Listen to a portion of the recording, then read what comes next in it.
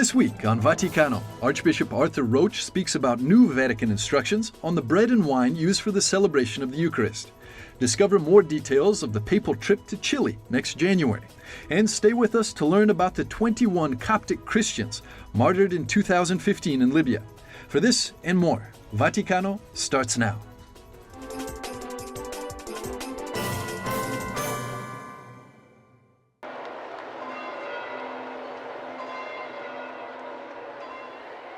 Before the Angelus prayer on Sunday, July the 16th, Pope Francis reflected on the day's gospel of the parable of the sower and the seeds.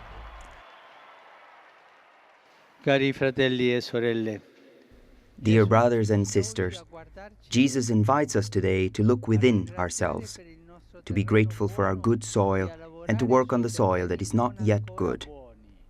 Let us ask ourselves if our heart is open to receive the seed of the Word of God with faith.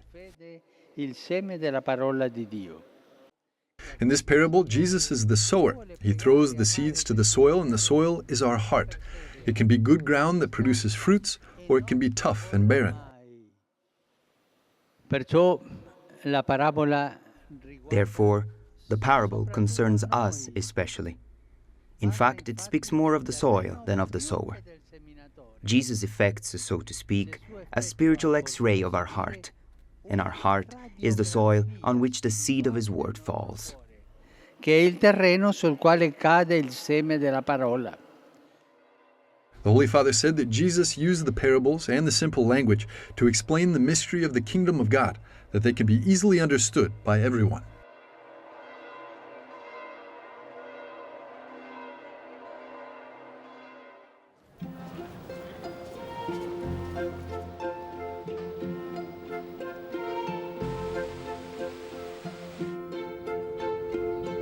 Apart from the Angelus prayer on Sundays, the Holy Father isn't appearing in public very much in the month of July. The usual Wednesday audiences have been suspended, and the Pope has a more relaxed schedule.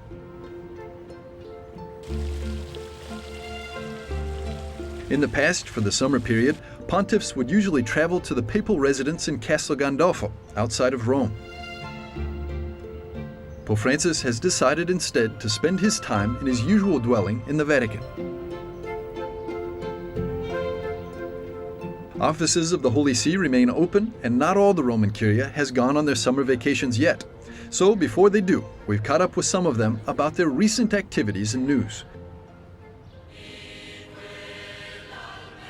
On the solemnity of the body and blood of Christ, the Congregation for Divine Worship and the Discipline of the Sacraments sent a circular letter to all the bishops. The letter contains information about the bread and wine used during the Eucharistic celebration. In an interview with EWTN, Archbishop Arthur Roche, Secretary of the Congregation for Divine Worship, told us why this information was needed. This letter simply brings together in one letter, in one document, all the regulations concerning the valid matter for the celebration of the Eucharist, in order to make it very easy for bishops and those who are responsible for these things to make reference to it without going to many books to see what they should do or how they should approach this particular question. So it's just bringing together all that the Church has taught throughout the ages. The letter also includes the rules governing the ingredients used in making the Eucharistic bread. It reiterates the facts that completely gluten-free hosts are illicit. Well, it's not only illicit, it would be actually invalid, because gluten-free means that there is no wheat. And for the consecration to be valid, the bread has to be made of wheat. And so it has to be gluten-low, and that's very different from gluten-free. Now, this doesn't mean that the Catholic Church is actually excluding celiacs from communion. They can receive the sacrament in the form of wine. And for those who, for whatever reason, can't consume alcohol, then the Church allows the use of must. But why are the ingredients of the Eucharist so important? Well, because wheat was used at the Last Supper, and wheat has been handed on to us, just as wine has been handed on to us, the fruit of the vine. And so we're receiving direct instructions, not made up by man or by local fashions, but directly from the Lord Jesus.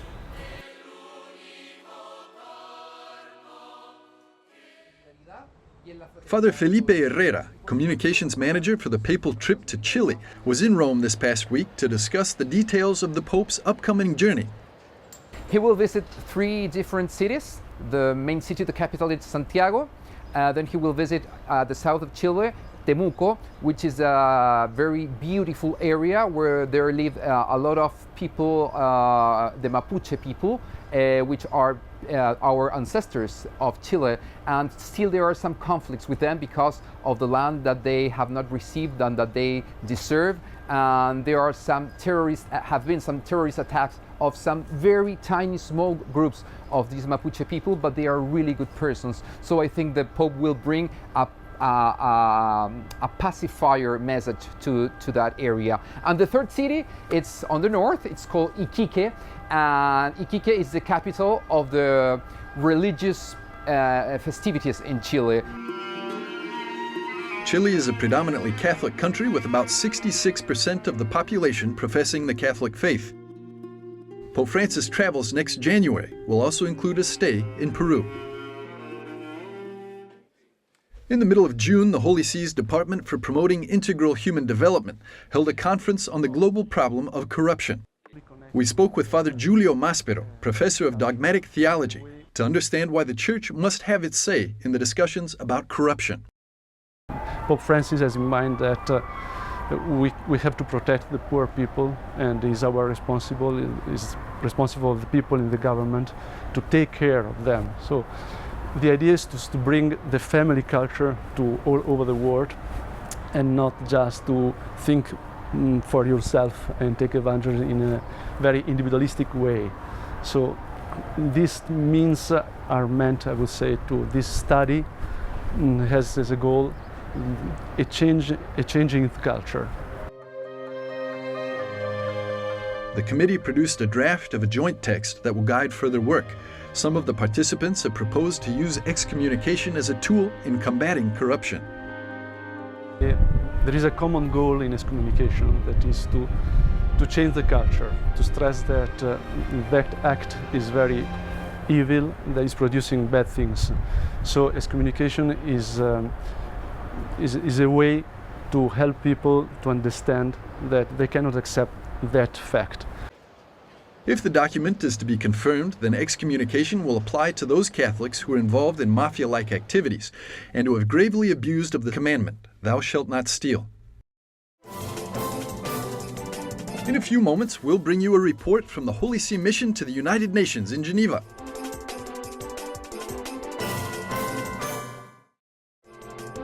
More on Vaticano begins now. On December 18th in 1979, the Convention on the Elimination of All Forms of Discrimination Against Women was adopted by the United Nations General Assembly.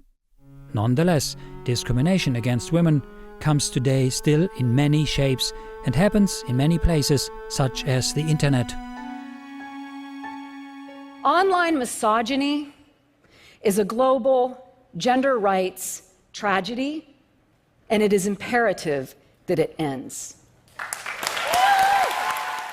Raising the awareness also to boys and men on what is a woman. So you have to take care of her. I think that it's a way to also let girls knowing that posting some photos, posting some videos is not a factor that will help you, but it's just something that will let you be as an object, not as a human being.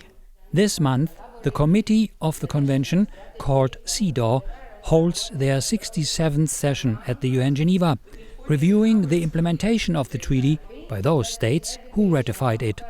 On the surface, the elimination of discrimination against women seems to be a no-brainer, even for the Holy See. As is known very recently, not a long time ago, Holy Father used a very strong wording when he was talking about this priority of the Holy See in the Catholic Church, saying that it's scandalous that we have still discrimination and violence against women in our societies.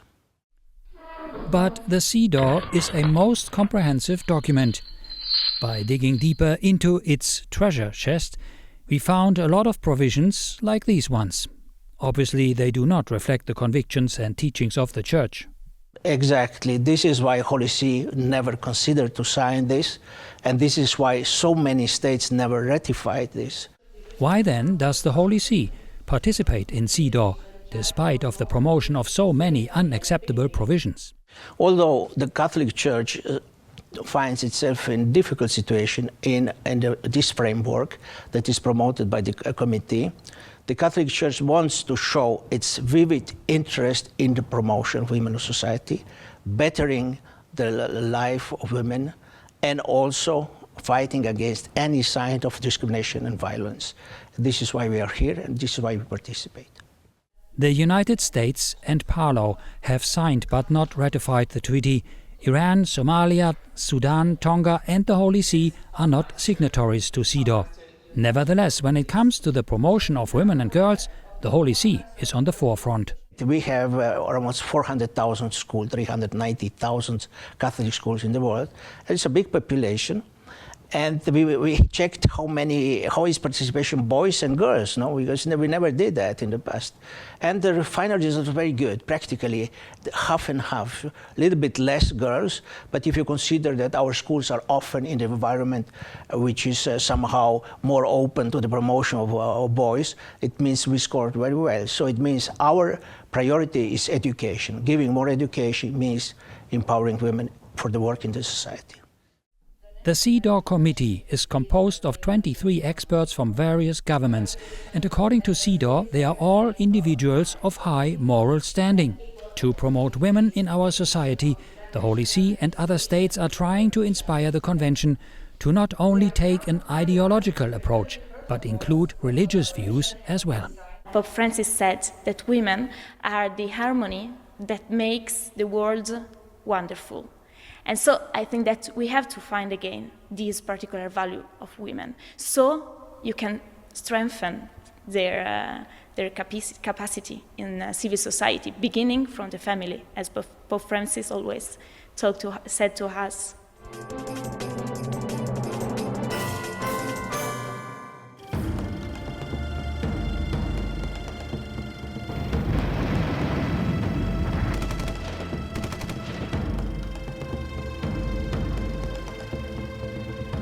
The Korean peninsula was divided into two independent states in 1945.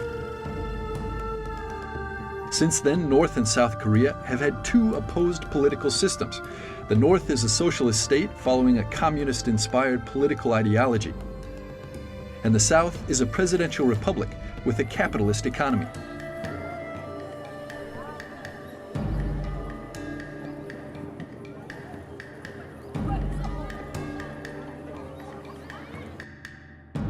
There have been tensions, wars, and attempts at reunification. But to this day, the ethnically identical Korean peninsula remains divided. In the latest presidential elections in South Korea, the winner was a Roman Catholic candidate, Mr. Moon Jae-in. The new president is very interested in dialogue and reconciliation with North Korea. Archbishop Hyginus Kim Hee-jong, Archbishop of Gwangju and president of the Korean Bishops' Conference, was recently in the Vatican with a special mission given to him directly by the office of the new president. Our president, Timothy Moon Jae-in, sent me as his special envoy to ask for a prayer, for encouragement, and support for the reunification of North and South Korea. Archbishop Kim Hee-jong met with Cardinal Pietro Parolin, the Vatican Secretary of State, on May the 23rd and told him about this proposal. He also talked briefly with Pope Francis at the end of morning Mass on May the 26th. It seems to me that, in spite of North Korea's missiles, what we must do is seek constant dialogue. We must seek dialogue to bring this situation to a normal state. There's no other way. War is useless, under any circumstance. I took part in the war in Vietnam. I saw a lot of things. War must never be an option, and for this, we need to seek dialogue under any circumstance.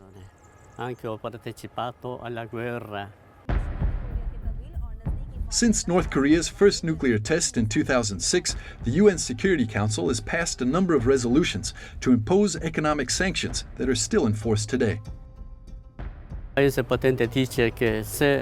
Even when a powerful country says that because North Korea doesn't stop sending missiles, that we have to stop seeking dialogue, then the answer is no.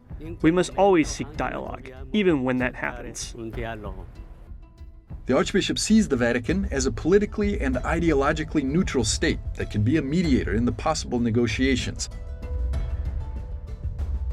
This dialogue would also help unite the Catholic Church in the peninsula.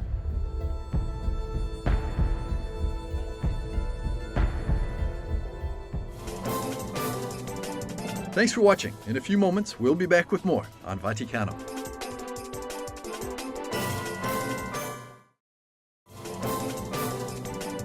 Now on Vaticano, an exclusive interview by Edward Penton with German writer Martin Mosebach about the Christians in Egypt.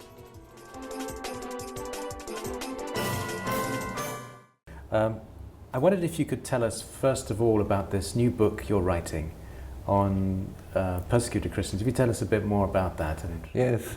Well, I decided after having published a novel last year not to continue just writing a new novel, but writing something very, very different, which I never had done before.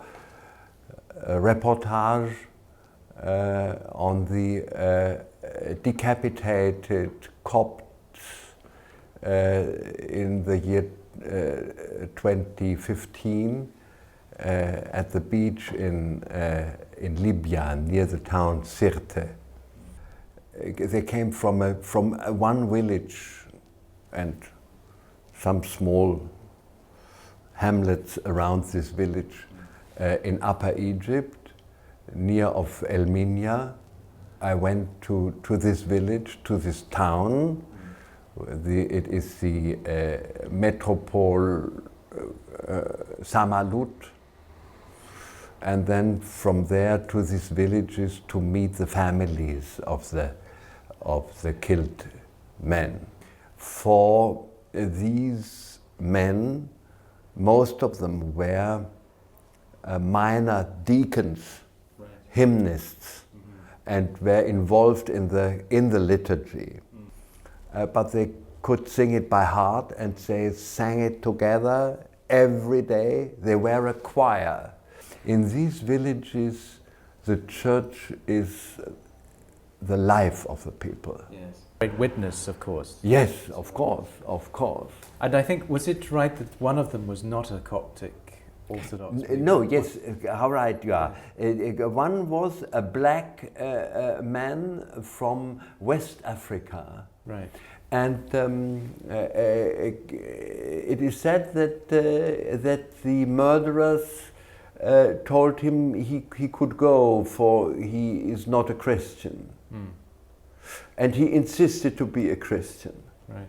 At that time? Just at that time, and so they took him and killed him. Mm. And the Coptic Church said that his witness his testimony is so admirable that he is now that he has now become a Copt. We do not know what kind of Christian he has been. He can be from West Africa. He can also be from some sect or from Baptist or whatever. Yeah. But he insisted to be, I am Christian, and so he was killed. And also a saint of the Copt Church. They gave him the name Matthew. Nobody knows what his name really has been, but but Saint Matthew has been killed in Ethiopia. Right. And so he is connected with Africa and with the mission of Africa, and so it is a kind of honorary name for him. So great history for the faith, of course, in Egypt. Yes. But I'm wondering how you talked to the families too of the victims. How were they coming to terms with it? Because I read somewhere that one of the mothers of those killed was very philosophical. She was very confident that her son was in heaven. Yes. And how have they come to terms with that? All of them. It was not to visit a mourning house, not at all. It was not at all being to people, how sad is all this, and I give you my Mitgefühl, my compassion. And no. And there are in these houses. In the village is constructed now a big church, almost a cathedral, in concrete, not very beautiful, but an enormous cupola in a village of the utmost poverty and dirt. And this is, by the way, given by President Al-Sisi and paid by the state, perhaps the first church in Egypt, which is paid by the Muslim state. And President Al-Sisi and the Coptic Pope, they came to visit these families. So their life has changed. They have their life has become something extraordinary. And just the wider perspective of Christian persecution in that region, are you examining that as well, perhaps in Libya and in Egypt? No, for this is a great subject with many aspects. There are so many parties which make war in this region. There's one thing is only sure. Whatever the calculation have been of the murderers, if they wanted to threaten America or Morsi or Sisi or whatever else, Coptic Christians will be the victims. Whatever will be. Also in this political struggle, it is Egypt is now a country of a hidden civil war. A hidden civil war mainly between the suppressed Muslim Brotherhood, which is in the in prison partly and sharply persecuted by the military, and the more liberal bourgeoisie. These are the two parties. But the victims will be the Christians in between. There are not 10 million people, as you can read in the newspapers here, or in the political commentary. There are 20 million. And so they are a big part of the Egyptian society. And so Egypt never can be a purely Islamic state. It is impossible. There are too many. And there are also too many to kill them all. And there are too many to expel them all. You cannot do the Turkish thing, expel the Christians, murder the Armenians, expel the Greek. This is in Egypt impossible. And the fundamentalism is quite strong, isn't it? You have, I think, something like 70 or 80% of the Muslims want Sharia law. Yes. They want Sharia law imposed on the Christians. Yes. But Sharia law has been also brought into the Egyptian constitution by President Sadat. Yes, right. It is not something new. No. And it is still there. And this gives the Orthodox Coptic Church the unique chance to be the only Orthodox Church which is not connected with the government. This is really a struggling free church, which is in constant danger. Danger is a normal state. and give them an enormous spiritual power. Yes. Mr. Mosbach, thank you very much for joining us today. Thank you.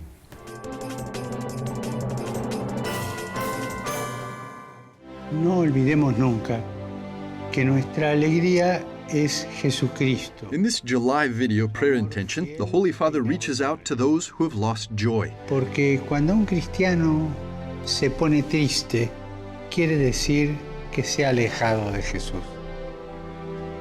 En esos momentos no hay que dejarlo solo. Debemos ofrecerle la esperanza cristiana con la palabra, sí, pero más con nuestro testimonio, con nuestra libertad, con nuestra alegría. Pidamos por nuestros hermanos que se han alejado de la fe, para que a través de nuestra oración y testimonio evangélico puedan redescubrir la belleza de la vida cristiana. The Pope's video is an initiative developed by the Pope's Worldwide Prayer Network to spread the Holy Father's monthly prayer intentions. The video is produced by La Machi Communication with the collaboration of the Vatican Television Center.